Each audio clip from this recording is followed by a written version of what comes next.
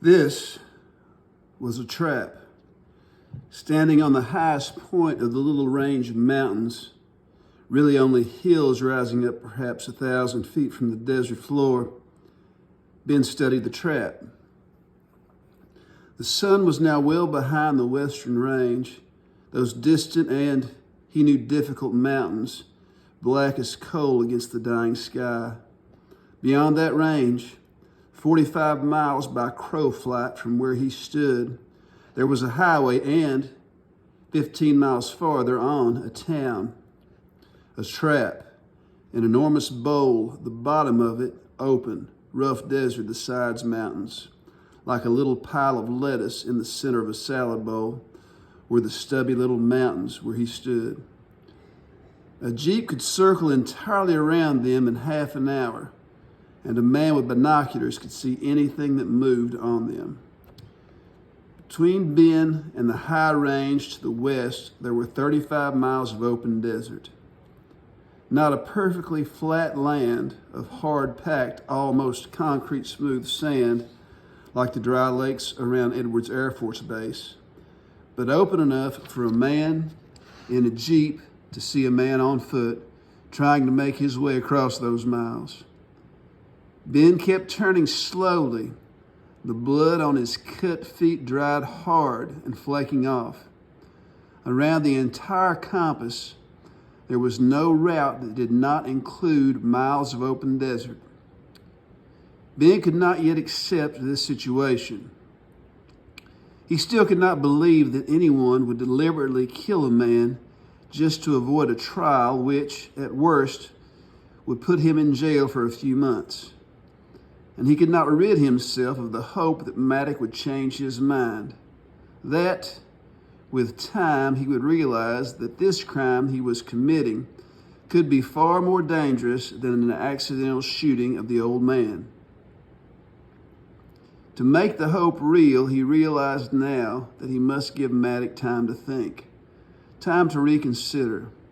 With the shooting so recent and this plan of Maddox so new, it would be dangerous to provoke him now.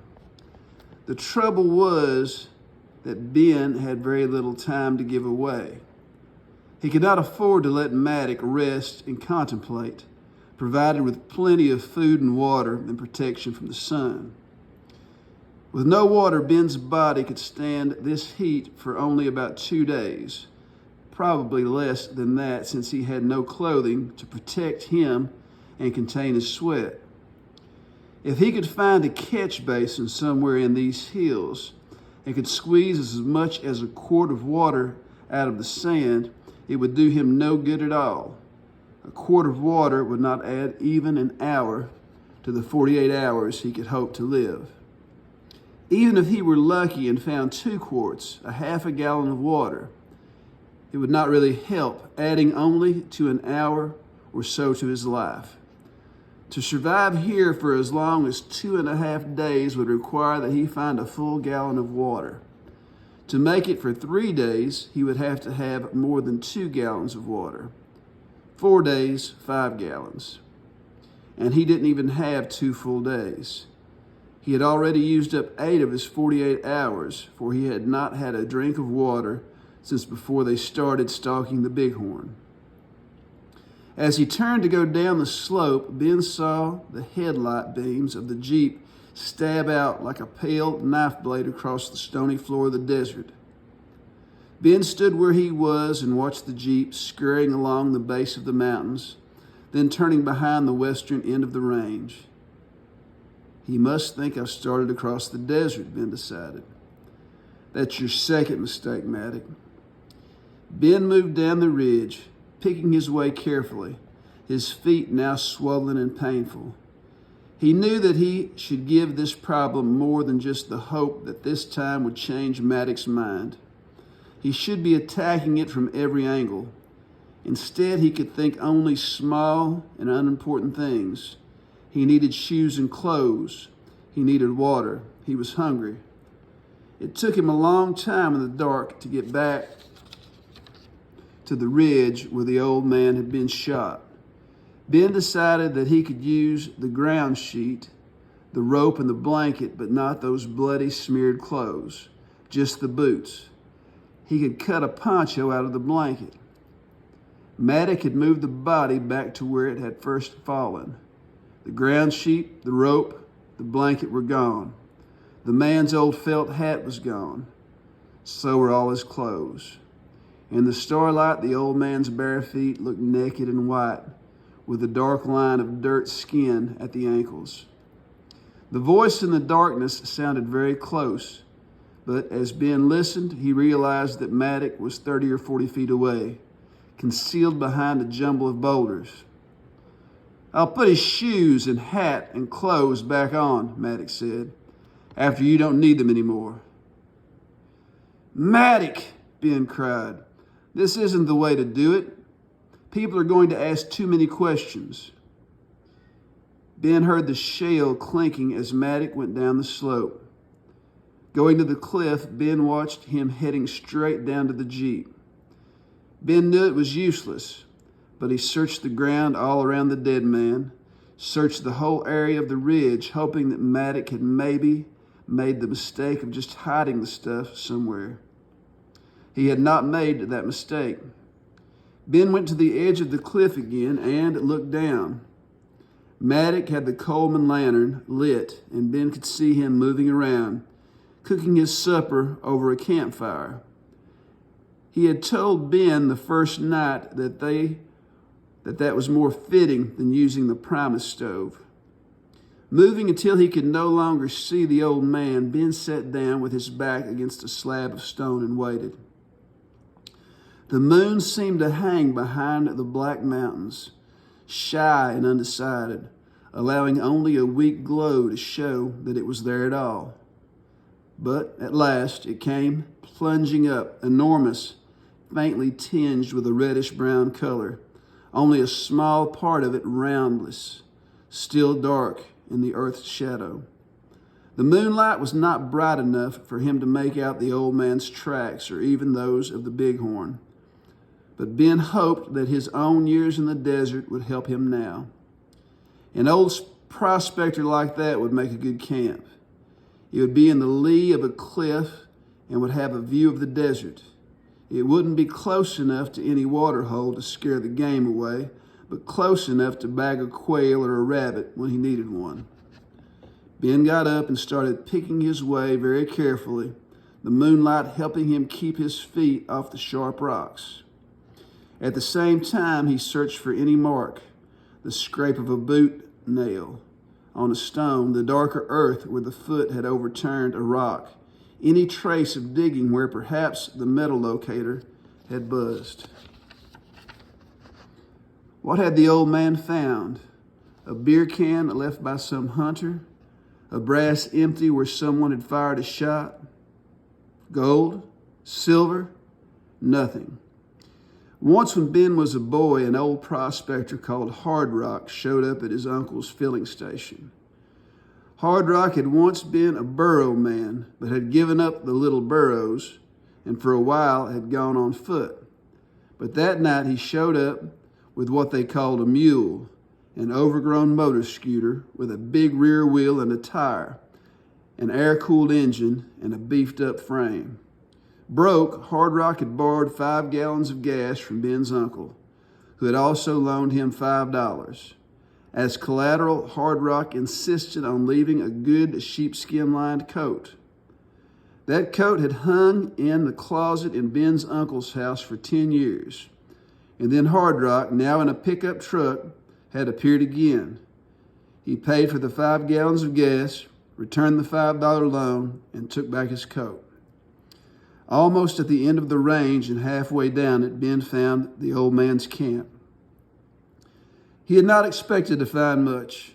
A ground sheet and a blanket or, if he was a real dude, a sleeping bag. The cast iron Dutch oven a prospector couldn't get along without. A shovel to fry meat on, dried apples, beef jerky, flour, salt, and pepper. Depending on how long he'd been out, some cans of tomatoes, chili beans, perhaps a slab of bacon. He'd have a rifle, usually an old .30-30, and a pan to wash gold with, a couple of changes of clothes, and always a water bag or a jerry can and a jug of vinegar to clear the water with. Maddock had found the camp first. Ben felt a childish rage. This wasn't fair.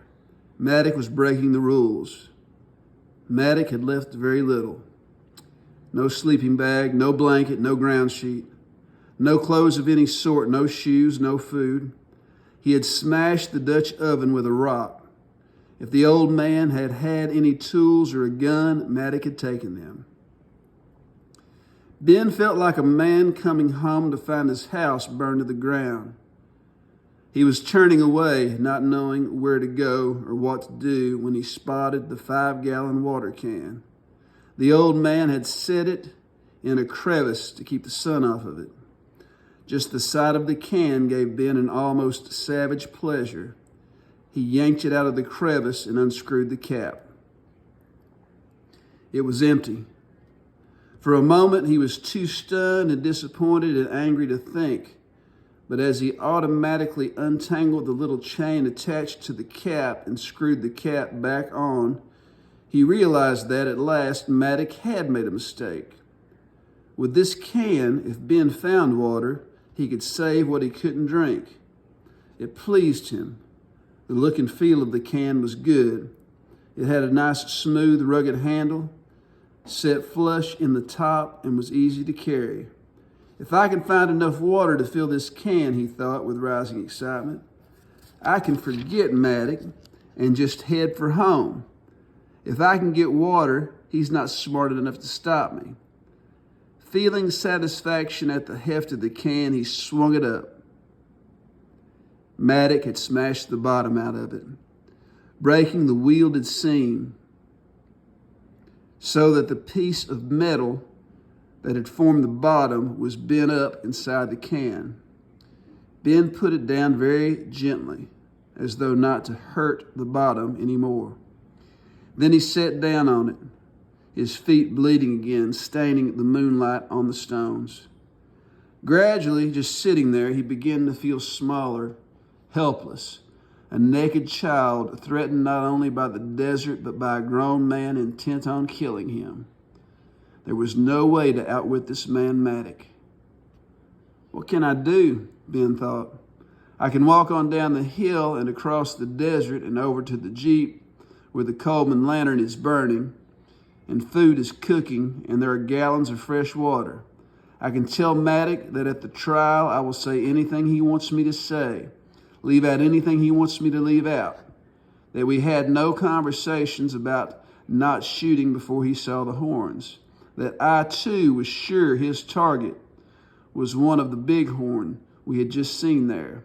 I can promise him on my honor that I will convince any jury that the death of the old man was an accident, complete and total and unavoidable. It wouldn't work. Maddock was not the kind of man who could trust another man to keep his word. Ben leaned back and stared up at the stars. Even they seemed to have withdrawn from him. On the ridge, the stars had seemed so close, so friendly. But now, with the moonlight suffusing the black sky, the stars had moved millions and millions of miles away from him and were not concerned with this threat to his life. Not wanting to look anymore at the hostile stars, he lowered his head, and in doing so, saw something alien, something that did not belong where it was. For a moment, his eyes couldn't find the place again, but as he searched where he had been looking, he saw it. Perhaps, Ben thought as he got to his feet, the old man had used this same water can to stand on, for the ledge of the cliff was at least 8 feet above the ground, and Ben, who was 6 feet tall, could not reach beyond the base of the ledge and had to take the can to stand on. On the ledge, there was an ordinary little tin box with a bright metal handle. His uncle kept one, much like it, in his office of the filling station to stow the credit card slips in. It was locked, and Ben couldn't force it open with his bare hands. As he looked around for a rock to break it open, his pleasure at finding the box began to fade. Maddox had searched that old man, looking for some identification. He must have found the key to this box in the old man's pocket or on a string around his neck. Wherever he had it, Maddox had found it. Ben set the box on the edge and began hammering it with this rock. There's going to be nothing inside this box. There's no use going to all this effort to break it open. Maddox would have looked for what that key fitted. He would have found this box, and now it would be empty. Or perhaps Maddox had left him a little token inside, something to let Ben know that he had been outwitted again. The lock at last broke apart, and he pried the bent lid open. Something alive sprang out of the box, and Ben threw the thing away from him, leaping back from it as the box clanked against the stone cliff and rattled down to the ground, the thing inside writhing in coils around it. Ben moved farther away from it, unable to see in the shadow, but guessing that it was some sort of a snake Maddox had found, a sidewinder or a small diamondback. Without taking his eyes off the ground between him and the box, he stooped and picked up a stone. Holding it ready, he studied the ground, watching for any movement. The snake didn't come out of the shadow, so Ben went carefully back toward it, very conscious of his bare feet and ankles. Nothing moved, and there was no sound of rattling or hissing, but now he could see the coils of the snake, part of it apparently still in the box. Ben watched it for a long time, wondering why it did not move again. At last, not taking his eyes off the snake, he stooped and felt around the ground until he found some small pebbles. Straightening, he selected one and tossed it over at the snake. It struck the box with a little tinkling sound. The snake did not move. Ben threw a handful of pebbles. Nothing moved. Going back to where the old man's campfire had been, he found a charred piece of mesquite about 2 feet long. Using that as a sort of rake, he drew the box out of the shadow into the full moonlight. The snake was rubber tubing Ben found when he picked it up. It was attached to a metal framework of some sort, which, until he held it up in the moonlight, he couldn't identify. The thing was a slingshot, but like none he had ever seen before. This one not only had the grip you held in your hand, but also a metal extension with a curved flat piece of aluminum on the end. When he finally figured it out, he found that the extension formed an arm brace.